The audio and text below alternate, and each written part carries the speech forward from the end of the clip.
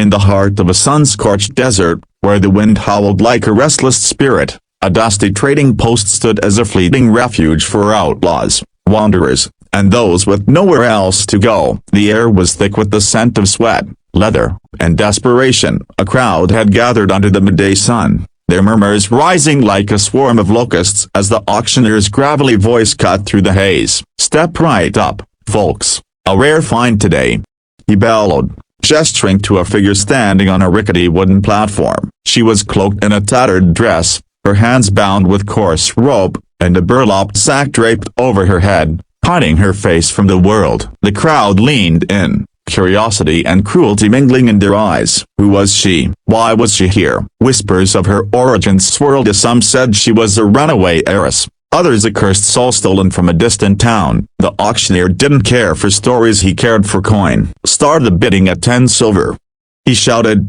and hands shot up, eager to claim the mystery beneath the sack. Among the crowd stood a lone cowboy, his hat tilted low, his eyes sharp like a hawk's. He leaned against a post, chewing on a piece of straw, watching the spectacle unfold. His name was Elias Kane, a man who'd seen too much of the world's darkness to be swayed by its theatrics. Yet something about this scene stirred him a flicker of unease, or perhaps something deeper, something he couldn't name. The bids climbed higher, voices overlapping in a frenzy, but Elias stayed silent, his gaze fixed on the figure under the sack. She stood still, unnervingly so, as if she'd already accepted her fate. The auctioneer's gavel hovered, ready to seal her future, when Elias's hand twitched toward his coin pouch. He didn't know why, but he couldn't let her go to the highest bidder, a grizzled man with a cruel grin who'd already won 3 others that day. 20 silver, Elias called out, his voice low but firm, cutting through the noise like a blade. The crowd turned, surprised, as the auctioneer grinned. "We got a new player." 25. Anyone. The bidding war reignited, but Elias's eyes never left the woman. Her stillness haunted him, as if she were a ghost already half faded from the world. The gavel slammed down at last, and Elias's bid held. The crowd parted as he stepped forward, his boots crunching on the dry earth. The auctioneer shoved the woman toward him, her bound hands fumbling for balance. Elias caught her arm gently, steadying her, and led her away from the platform. The crowd's murmurs faded as they walked toward his horse, tethered at the edge of the post. He didn't speak, and neither did she. The sack still covered her face, and for a moment, he wondered if he'd made a mistake. What had he just bought? A life? A secret? A curse? He untied his horse, his fingers brushing the rope around her wrists. "You're safe now," he muttered,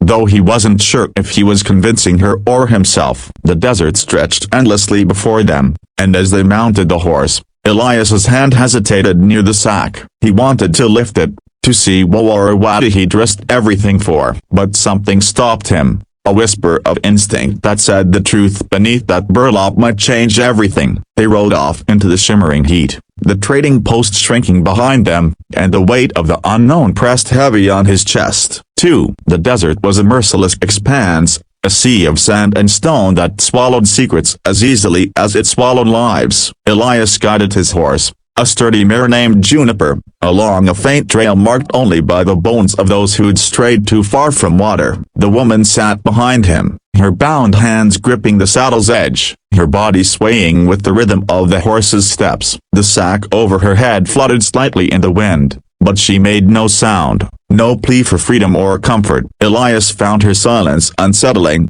like a storm brewing just beyond the horizon. He'd seen plenty in his years of bandits, betrayals, towns burned to ash, but this was different. This woman, this mystery, felt like a puzzle he wasn't sure he wanted to solve. The sun dipped lower, painting the sky in hues of blood and gold, and Elias decided they'd camp for the night. He found a shallow cave carved into a rocky outcrop, its mouth shielded by a gnarled mesquite tree. He helped her down from the horse, her movements stiff but deliberate, as if she were conserving every ounce of strength. He untied her wrists, the rope falling away to reveal red marks on her skin. Still, she didn't speak. He built a small fire, the crackle of wood filling the silence, and offered her water from his canteen. She took it with trembling hands, lifting the sack just enough to drink without revealing her face. Elias watched, his curiosity burning brighter than the flames. "You don't have to keep that thing on," he said, his voice softer than he'd intended. She froze, the canteen halfway to her lips, then set it down without a word.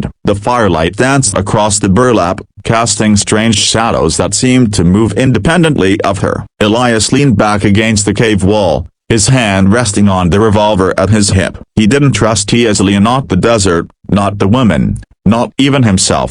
The night grew colder, and he tossed her a blanket from his pack. She wrapped it around herself, her movements slow, almost ritualistic. Elias tried to focus on the stars visible through the cave's mouth, but his thoughts kept circling back to her.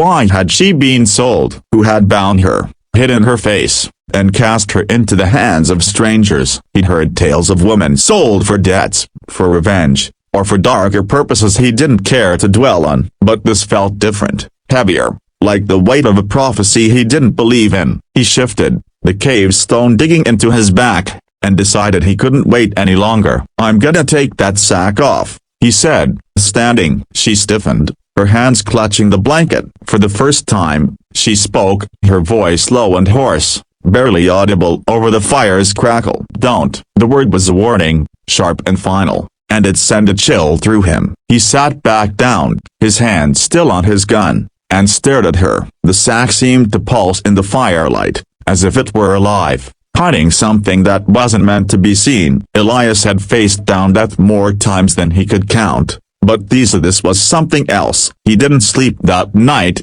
his eyes fixed on the woman and the secrets she carried, wondering what he'd find when he finally lifted that sack. 3. Dawn broke over the desert like a cracked egg, spilling light across the endless dunes. Elias stirred, his body stiff from a night spent on edge, his hand never far from his revolver. The woman sat where he'd left her, the sack still over her head, the blanket draped across her shoulders like a shroud. She hadn't moved, hadn't slept, or if she had, she'd done it without a sound. Elias rose, kicking dirt over the dying embers of the fire, and packed up their meager camp. "We're moving," he said, his voice gruff from lack of sleep. She stood without protest, her movements fluid despite the ropes that had bound her only hours ago. They mounted Juniper and rode deeper into the desert, the trail growing fainter with every mile. Elias's mind churned with questions, each one heavier than the last. He'd bought her on impulse, driven by a gut feeling he couldn't explain.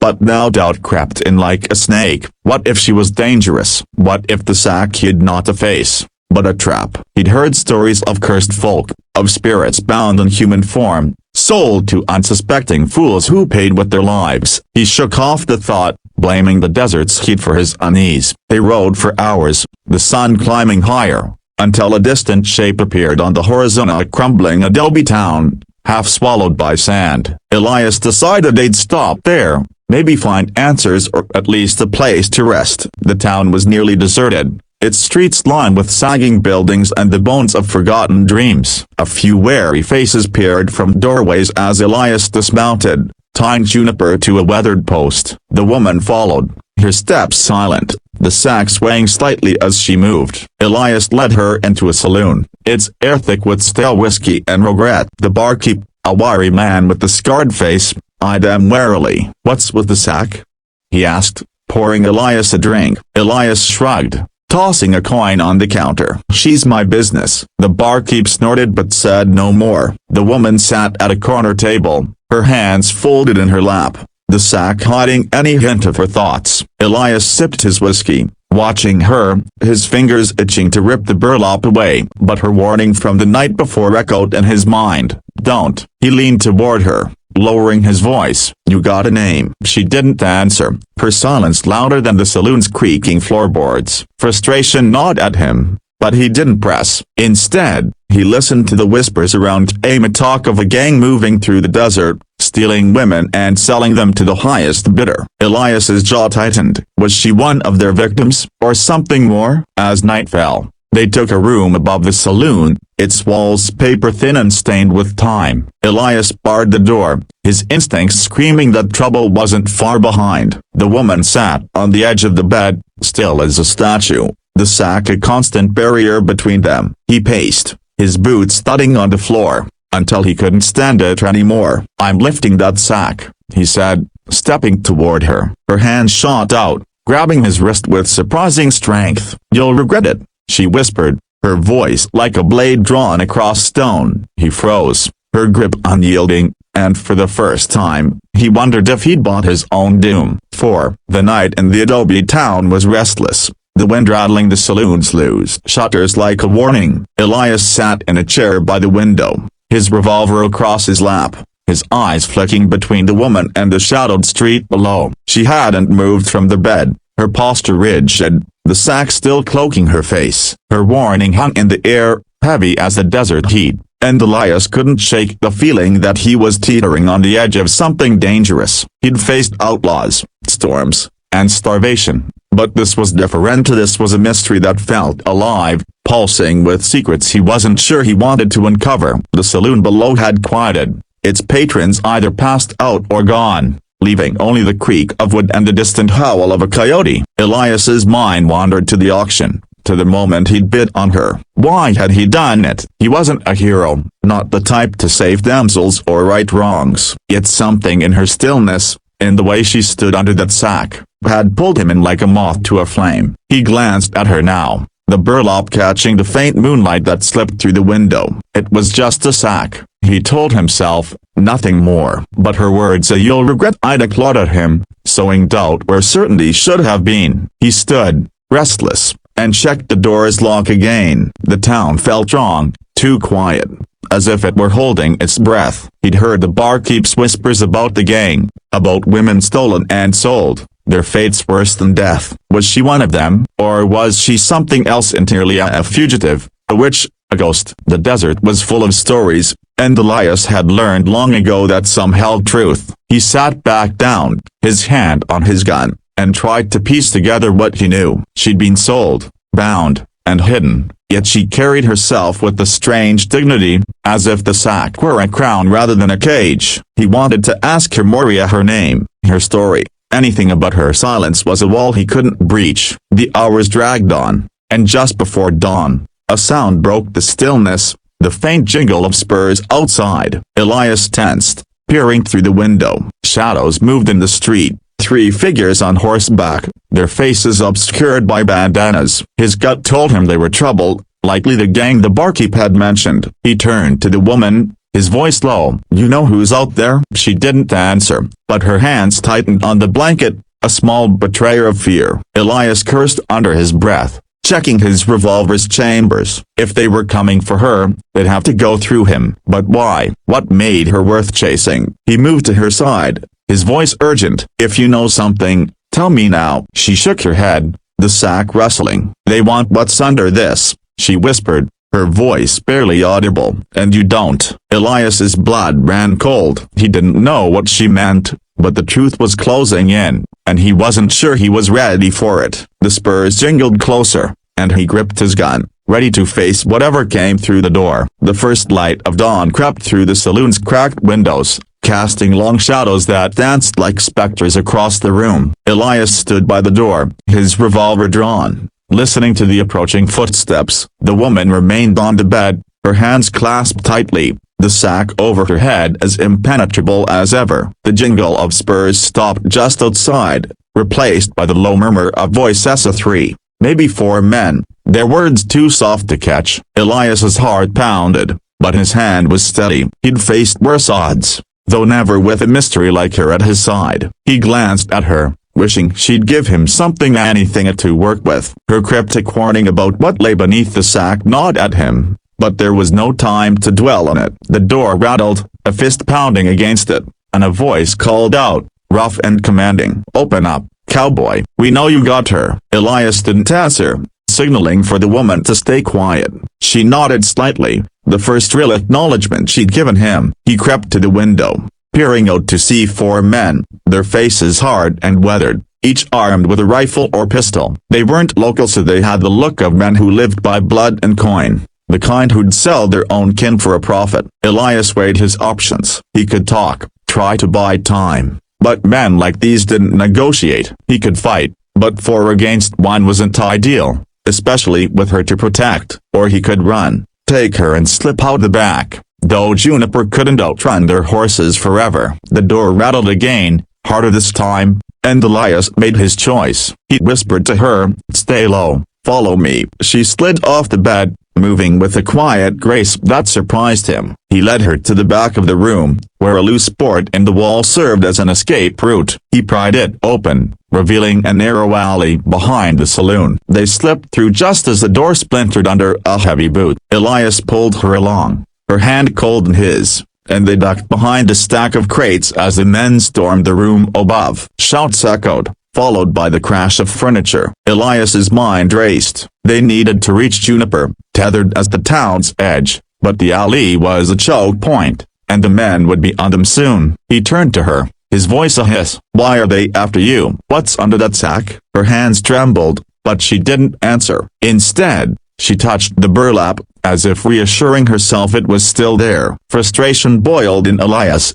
but there was no time for answers. He led her through the alley, keeping low, until they reached the street. Juniper was still there, untouched, but the men's horses were nearby, their riders now spreading out to search the town. Elias untied the mare, helping the woman mount, then swung up behind her. A shout rang out. One of the men had spotted them. Elias spurred Juniper into a gallop, the town blurring past as bullets whizzed by, kicking up dust. The woman clung to the saddle, her body tense but steady. They tore out of the town, the desert swallowing them once more, but Elias knew the chase wasn't over. Whatever was under that sack, it was worth killing for, and he was starting to think it might be worth dying for. 2-6. The desert stretched before them like an endless canvas of punishment, its heat pressing down as Elias urged Juniper onward. The woman clung to the saddle, her silence louder than the hoofbeats pounding the sand. Behind them, the thunder of pursuing horses grew closer,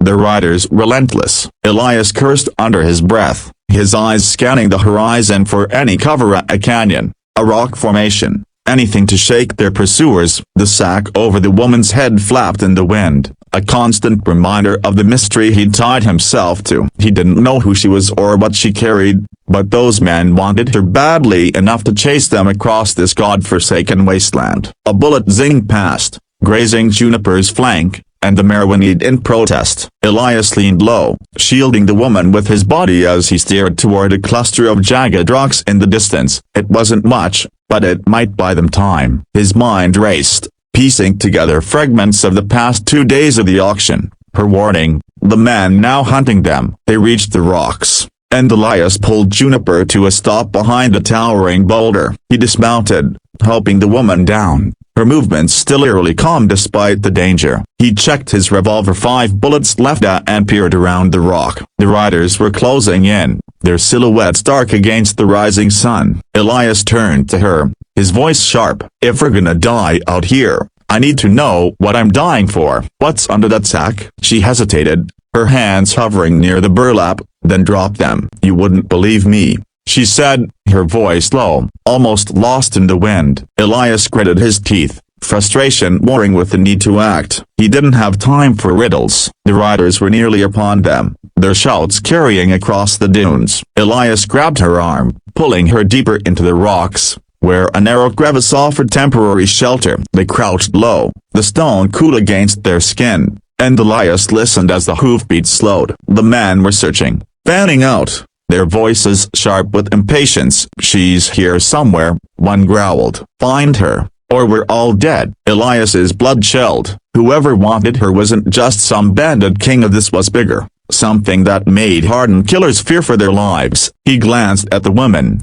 her sack-covered head tilted as if listening to something he couldn't hear. "You know them," he whispered. "Who are they working for?" She didn't answer, but her hand reached out, touching his arm lightly, almost reassuringly. It was the first gesture of connection she'd offered, and it unsettled him more than her silence. The crevice was a trap if they stayed too long, so Elias made a plan. He'd draw the men away, give her a chance to slip out. He whispered the idea, expecting resistance, but she nodded, as if she'd known it was coming. He handed her his canteen and a knife from his boot. "Stay hidden," he said, then crept out, firing a shot into the air to draw the men's attention. They took the bait, their horses charging toward the sound. Elias ran, weaving through the rocks, his heart pounding as he led them away from her. But as he glanced back, he saw her standing, the sack still over her head, watching him go. For a moment, he swore the burlap glowed, a faint,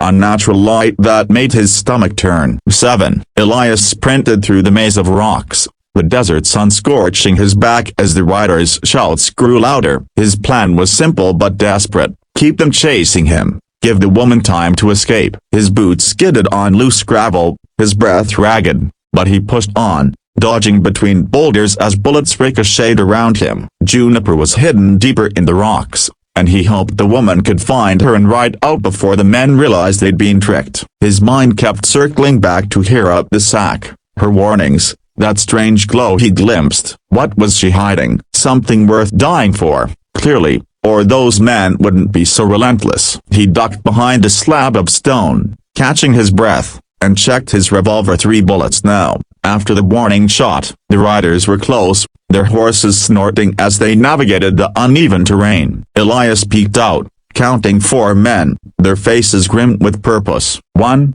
a tall figure with the red bandana, seemed to be the leader, barking orders as they spread out. Elias weighed his odds. He could take 1, maybe 2, but not all 4, and not without cover or a miracle. His thoughts flashed to the woman, alone in the crevice, and he wondered if she'd run or if she was still standing there, watching with that eerie calm. He shook off the image and focused. He needed to buy time, keep them distracted. He fired another shot, clipping the leader's hat, and bolted to a new hiding spot as return fire splintered the rock behind him. The men cursed, their horses rearing, and Elias grinned despite himself. He'd always been good at making trouble, but the grin faded as he heard a new sound, a low hum, like a swarm of bees, coming from the direction he'd left her. He risked a glance back, and his heart stopped. The woman stood atop a rock, the sack still over her head, but now it glowed unmistakably, a soft, pulsing light that seemed to ripple the air around her. The riders saw it too, freezing in their tracks, their faces pale with something like fear or awe. "It's her," the leader whispered, his voice trembling. Elias didn't know what they meant, but he didn't like it. He fired again, drawing their attention, and ran, leading them away from her. The hum grew louder, vibrating in his chest, and he felt a strange pull, like the desert itself was waking up. He stumbled, catching himself against a boulder, and looked back. The woman raised her hands, the sack fluttering as if caught in a wind that didn't exist. The riders shouted, urging their horses forward, but they didn't shoot a knot at her. Elias realized they weren't trying to kill her, they wanted her alive. He circled back, using the rocks for cover, and got closer to her. The hum was deafening now, and the light from the sack was blinding. He shouted her Namia, or what he'd have called her if she'd given Onia, but she didn't turn. Instead, she spoke, her voice cutting through the noise like a bell. "You should have left it alone, Elias." His name on her lips shocked him as she'd never asked it,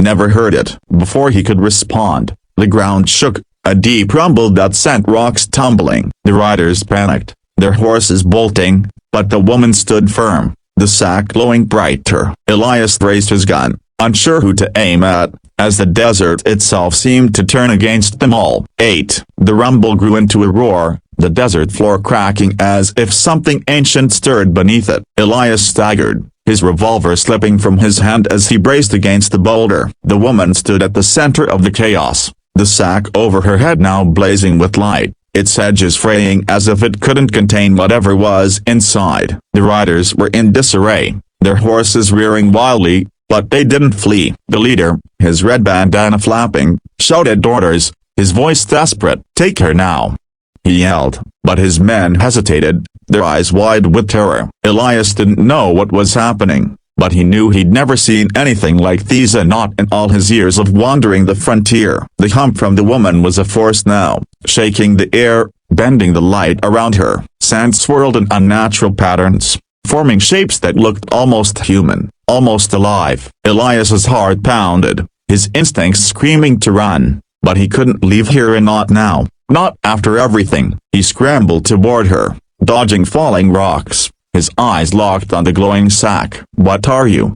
he shouted, his voice nearly lost in the chaos. She turned toward him, the sack tilting as if she could see him through it. "I told you not to look," she said, her voice calm but laced with sorrow. Before he could respond, the leader charged, his horse barreling through the swirling sand. Elias dove, tackling the woman to the ground as a bullet meant for her grazed his shoulder. Pain seared through him, but he held her tight, shielding her from the onslaught. The other riders closed in, their weapons drawn, but the desert itself seemed to fight for her. A gust of sand blinded them, and the ground split wider, swallowing one man and his horse whole. The leader screamed, his voice raw with fear, but he pressed forward, driven by something stronger than survival. Elias pulled the woman behind the rock, his blood soaking into her tattered dress. "Take it off," he gasped, pointing to the sack. "Whatever's happening, it's because of that." She shook her head, her hands trembling as she clutched the burlap. "It's not for you to see,"